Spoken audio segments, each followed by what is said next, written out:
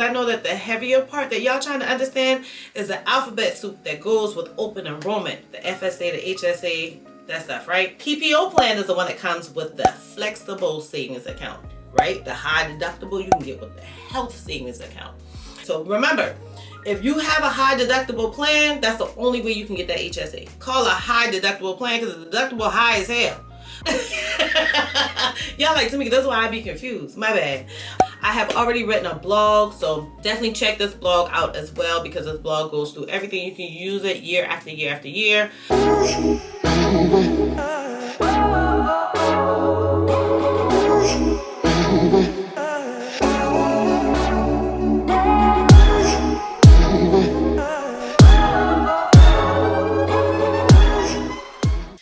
Hey y'all, this is Tamika, the face behind Heyyy HR, and I know it's the end of the year, it's time to choose new benefits.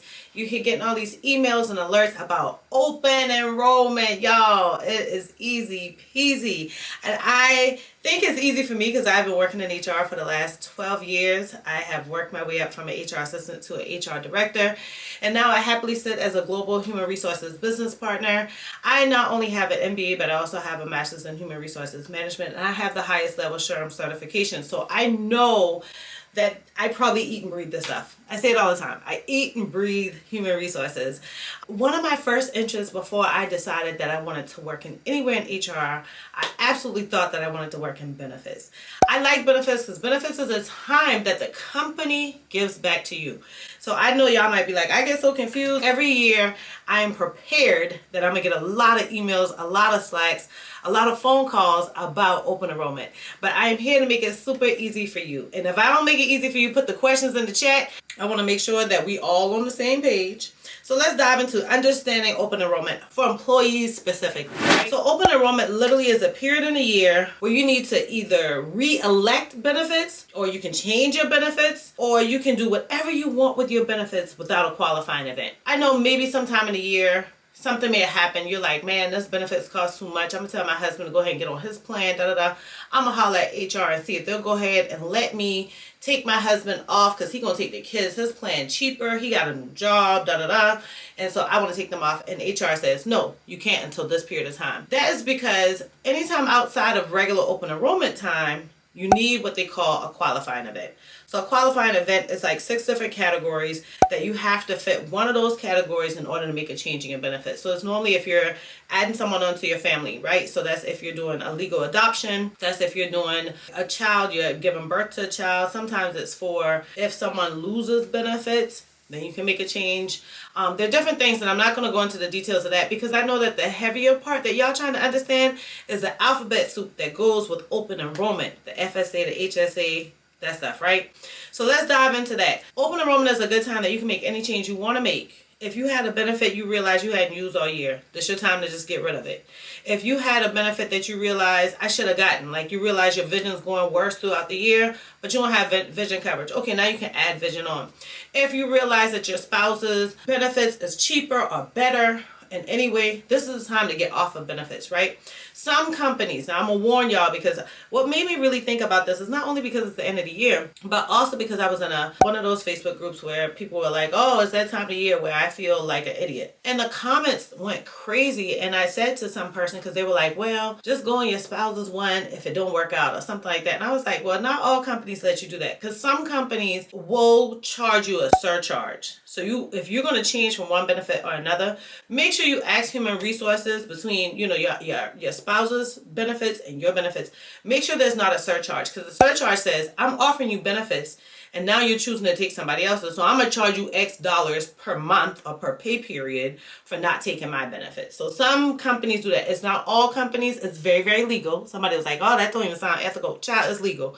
I don't know about ethics, but it's legal. So just make sure, because not every company does that. And I love the companies that don't, but there are some companies that do it because it does cost them more money because we send in reports and so they know how many employees we have. And so it does cost companies more money. I won't go into all those details. But let's talk about first the hardest plan, in my opinion.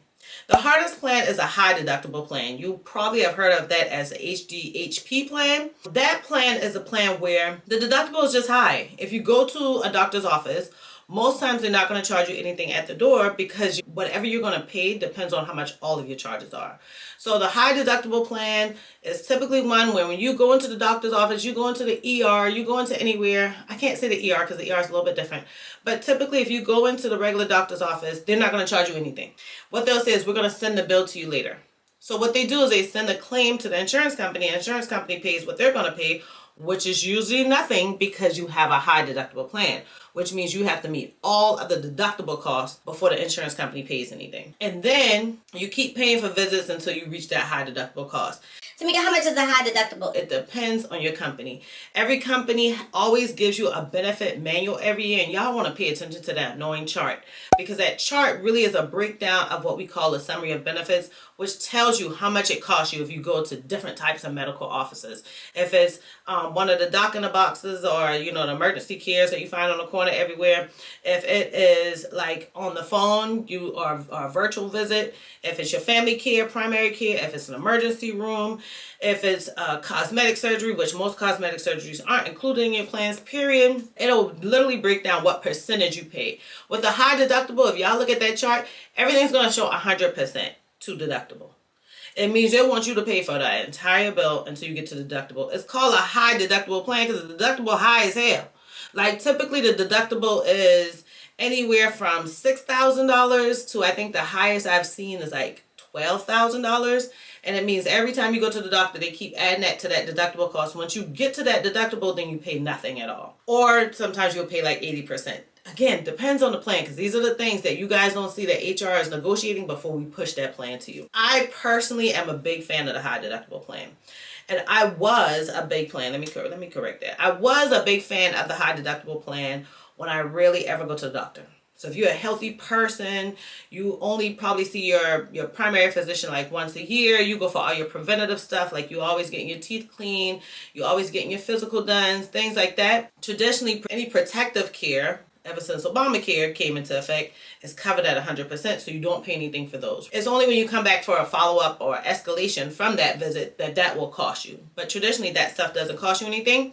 And what I like about that plan is that you get the health savings account. That's the HSA. You get that health savings account and you can just put money out of your paycheck into that account. So that if something does come up, you just slide that card like a regular debit card. You use it only for like prescriptions, your deductibles, your doctor's office visits, things that are medically related. A lot of people will have a HSA store, and that's usually external to the company, or they'll provide you a list of things that's included. I hate to be, negative Nancy, but I never really push people to the overall HSA store because there's tons of them, because some plans don't allow you to buy stuff like an electronic toothbrush or things like that. Like they're just little caveats sometimes that they don't include. But you can always pay for that doctor's visit that may come up that you're like, damn, now I got to pay this $300 bill. You just call in with that card or go online with that card. So the HSA, that's not only the only benefit of it, because there are tons of benefits with the health savings account. With the HSA, not only is it your money going into it, but you don't ever have to worry about a cap on it traditionally. You can always, there's a cap, but it's not one where like, okay, I get to this point and I can't use it anymore because I used all my money. It's literally used as a savings account. So you'll always have that money on that card that you can use from year to year. There's no, okay, once you get to this limit, you're done. The second thing I like about a health savings account is, let's say you're one of those people, you never go to the doctor, but you decide, I'm going to put a whole lot of money in this health savings account, and now you may quit that job or change to a different plan that doesn't have the HSA. When you separate from that company, terminate, get fired, resign, quit, whatever you want to call it, you can take all the money you put in that HSA and either use it on medical expenses, or you can roll it into your retirement account. So that's another benefit of the HSA. Another benefit that I love about the HSA, hands down, is that like you can use it as a tax deduction. So like now we have to report how much money we pay for healthcare. So it'll also show how much you put into your HSA. So y'all probably you definitely get a form now, ever since Obamacare. You get a form in the mail that you have to take to your tax person. That form comes from your employer saying how much you paid into health benefits. It includes that HSA, and that gives you a bit of a tax break because you contributed to HSA. So that's another reason I like a HSA. So remember, if you have a high deductible plan, that's the only way you can get that HSA. You cannot get that low debit card, credit card unless you have the high deductible plan. And you only want that high deductible plan if you really ain't planning on going to the doctor. If you know you got a surgery coming up, if you know you be getting sick on a regular, you know you have a hereditary disorder or disease, you know you may be waiting on a transplant, you know you may be a sickle cell patient, you know you may be someone that has back issues, you don't want that high deductible because you're going to be paying a lot of money. What you want instead is the PPO plan. So let's go from the high deductible HSA and let's go to the PPO. The PPO plan is the one that comes with the flexible savings account, right? The high deductible you can get with the health savings account. The PPO you can get with the flexible savings account. Y'all like Tamika, that's why I be confused. My bad. But honestly, the PPO plan is a fixed cost. So if you look at that chart, remember I told you it's in your benefits manual, right? If your benefits manual online or they give you a little booklet, they look all cute, got some of y'all pictures in it, whatever. Go to the page that has the chart for the health plan. Look for the PPO plan. And then when you look for that PPO plan, it'll show you how much you're going to pay if you go to the doctor. So personally, I used to have the high deductible. This year is my first year I went to the PPO. Every time I go to the doctor, I'm always being told to pay $30. It's always going to be the same as long as you go to a preventative care. So if I decide I'm going to go to an emergency care place, right? You're like, oh no, I'm going to that place right next to the mall. I'm going to the little Roper clinic or whatever the case may be. The cost may be a little bit different. Typically it's like $60. It kind of doubles what you pay to your primary care. If you go to the ER, typically you're going to pay one cost. It's higher, it's more expensive, but typically it's going to be like $1,200 or $1,500. You don't have to worry about an $8,000 or $10,000 bill that really would come with the ER visit. So I like the PPO for the people who knows that they're going to go constantly, or for the people that have small kids that get in accidents from time to time. And small kids, you never know when they're going to get in accidents. I always tell people, think that through. As HR, I can't tell you which plan to choose, but I try to go through enough scenarios. And in this case, this is my own channel, so I'm going to be real with y'all.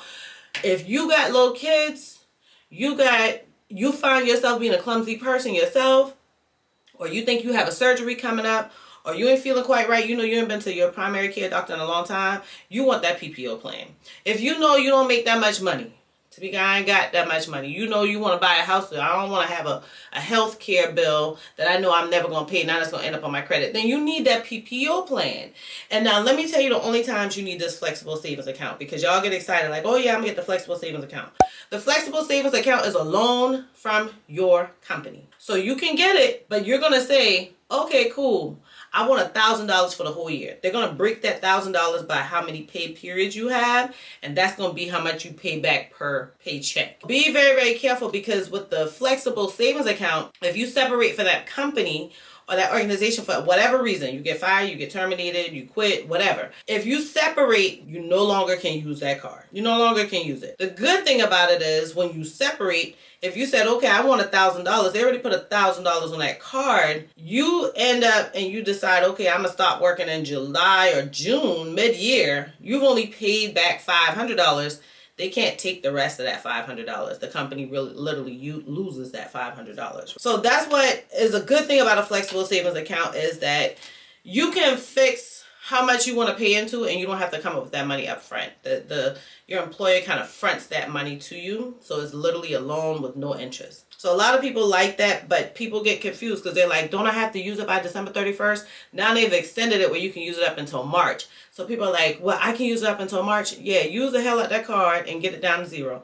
When I used to get a flexible savings account when my daughter was younger, I would go to the eye doctor, and let me tell y'all, I would get me a second pair of glasses. I got so many glasses all over this house. I got one in the car, one in my office, one in my room, like 3 of them on my shelf. I have glasses everywhere. When I used to go into the office, I'd have them in the office and just leave it there.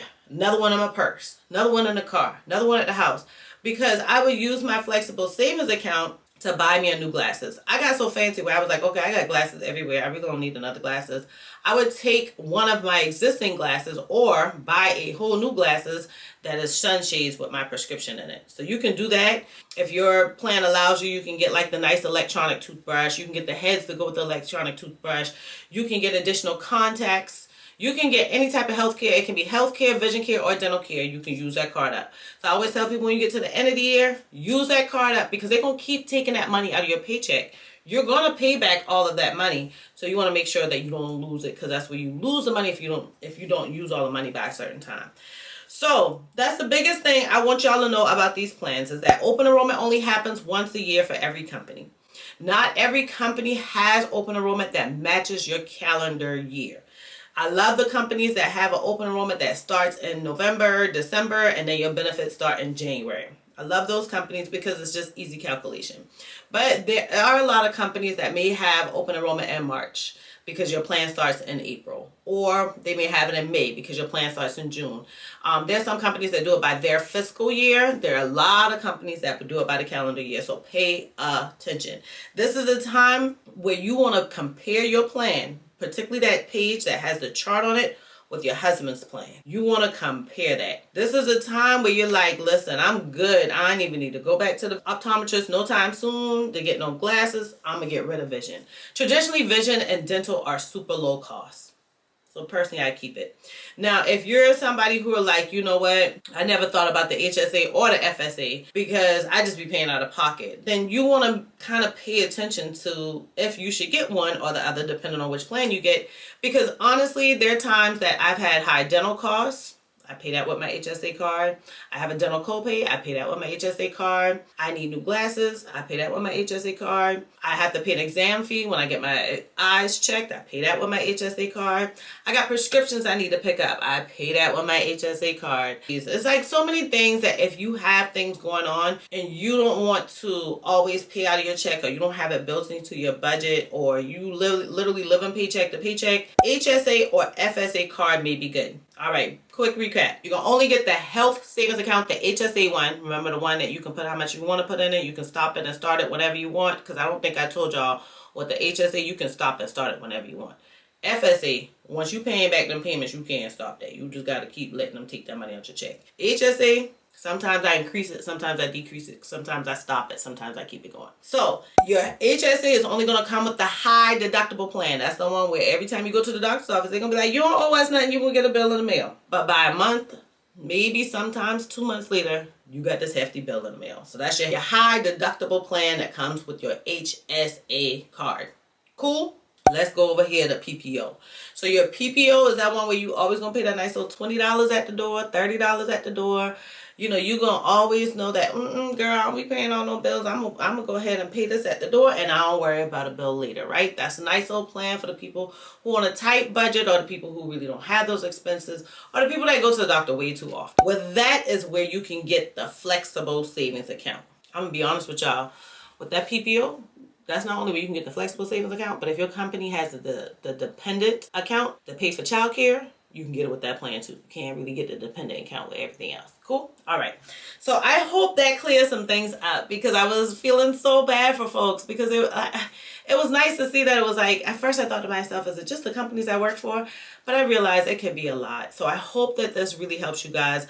I have already written a blog, so definitely check this blog out as well, because this blog goes through everything. You can use it year after year after year, because I don't go into specific plan details. I just go into what the PPO is, HSA, FSA, that type of thing, high deductible. So I keep it there. You can use it as your little Bible every year that you need to go ahead and do open enrollment. But don't let open enrollment scare you. Don't let it be a thing that you're like, oh, we got to do this again. It's for your benefit. That's what the company paying back to you, child. Y'all know some health savings accounts, companies will give you money into that plan automatically.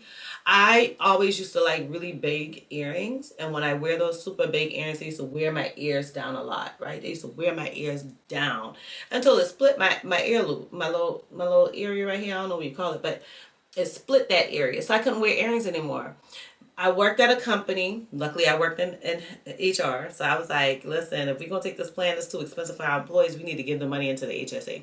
And our employer decided she was going to give every employee $400. And I went and got my ear fixed, and it only had cost me $250. I slide my HSA card to get my ear fixed. I'm just telling y'all, it's little twist you can do with these things. You just got to pay attention, my friend.